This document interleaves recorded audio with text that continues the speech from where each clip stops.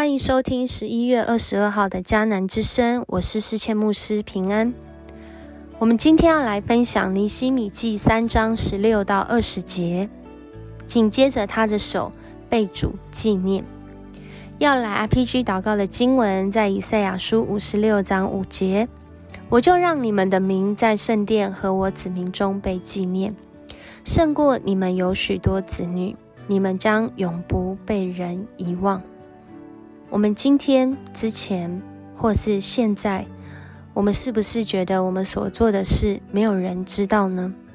我们辛苦努力付出爱人，而且在许多事上做了那人不知道，却是上帝已经知道。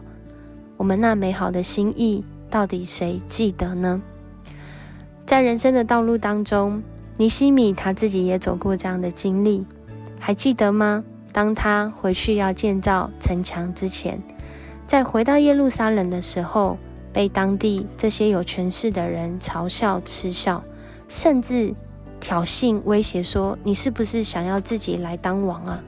因为我们都知道城墙盖好之后会是一个新的局面，而这个局面可能对当时的王来说会是有一些挑战跟试探的哦。然而面对人要贬低，要嗤笑上帝给你的呼召，给你的报复的时候，我们应该如何来回应呢？在今天，一个美国的作家马克·吐温，他这样说道：远离那些想要贬低你的报复的人。小人物通常会贬低你，但是真正伟大的人物会让你觉得自己也能成大器。不仅是成大器啊，在今天的经文我们看到许许多多我们到如今读来名字好难念，不知道他们到底住在哪，他们到底是什么样的人。然而这些名字不仅是成大器，他们还为主成了大事，还被纪念在圣经文本上面，就在今天的经文当中。而且在当时他们所做的，我们并不知道到底是什么样的实况。不过今天我们读这段经文的时候，却透过尼希米的记录，让我们看到他们所做的被上帝纪念，而且到如今还被人所知道。这些人物的名字我们不一定认识他们，应该说我们真的不认识，可是上帝却使用这些名字，也在告诉我们，我们的努力，我们的辛苦，我们愿意来回应上帝的，可能是一个悔改的时刻，可能是一个付出的时刻，可能是一个彼此饶恕的时刻，可能是一个建造生命的时刻。这些时刻都已经被上帝所纪念，而且信主的人是被永远纪念哦，因为信主的人有永恒的生命，我们的名字是在上帝的手中。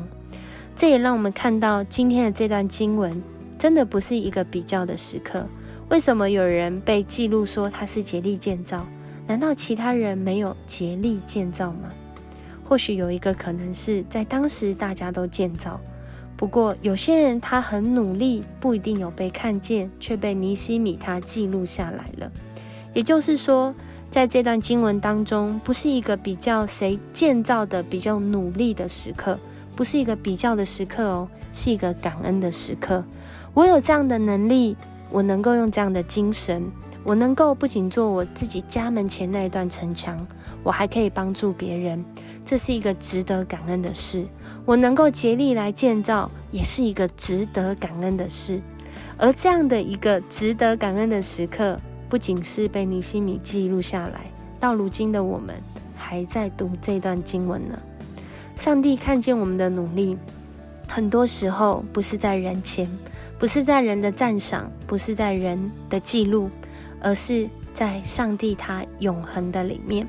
他看见你的努力，而且他已经纪念你。这样的纪念让我们的生命真的是不会被遗忘啊。今天也特别让我们来到上帝的面前，读到这段经文的时候，我们犹如是一起在建造城墙，每一个小人物。然而这每一个小人物他们所做的都被尼希米记录下来了，好像我们每一个小人物一起在建造家庭、建造公司、建造教会的时候，我们也已经被上帝记录下来了。而当我们这样去想的时候，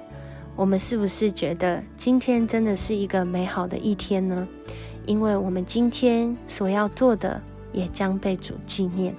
这也是一个被提醒的一天。因着我们所做的会被主纪念，那我们会怎么样来做呢？在我所做的事上，我是不是看重上帝怎么纪念我，胜过人的比较和看法？在我们的教会当中，我是否看重上帝怎么纪念我们的服事，胜过人的比较和看法？求神帮助我们，带领我们。我们要一起团队服事，我们要一起建立团队，不论在职场、在家庭、在婚姻，或是在关系当中，希望我们所做的都是被主纪念的，被主所喜悦的，而不是被记上一笔要打屁股的。求主帮助我们，我们一起来祷告。主，我们感谢你，我们看见人的生命有限，主啊，你却应许我们。主，你的纪念是不被人遗忘的，因为我们是在永恒中被纪念。主啊，这也提醒我们，我们所做的事，若是不是出于你的，若是得罪你的，恳求主圣灵来提醒我们，要回转向你，因为我们所做的都在上帝你的纪念当中。主啊，但我们若是已经领受你的呼召，即使现在是辛苦，甚至觉得好疲惫，主啊，因着我们知道你纪念我们，你更是有能力来帮助我们，我们就有盼望，我们就知道这个时候不是撑一下下，而是上帝你仍然与我同在，你陪我一下下。谢谢你带领我们来到你的面前，也透过今天的经文看到每一个小人物若是被主纪念，在今天的经文中都好像是大人物一样。主，谢谢你陪我们走这一段路，也让我们在辛苦的时候，在努力的时候，在团队的时候，我们要彼此扶持，因为我们是一群被主纪念的人。我们感谢赞美你，这样祷告奉主耶稣的名求，阿们。谢谢你收听今天的迦南之声，很高兴可以跟你一起分享。愿上帝的同在和纪念在你的身上，也愿你所做的被主所喜悦。我是思谦牧师，我们明天见。